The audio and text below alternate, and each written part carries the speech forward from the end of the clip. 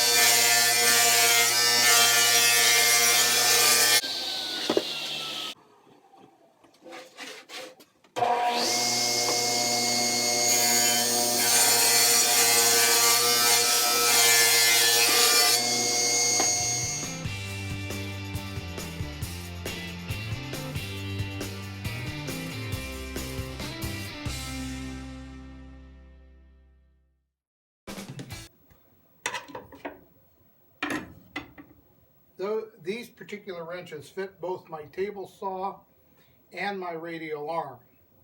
So that's why I'm going to put them up here. They're halfway between and I don't have to go looking for them.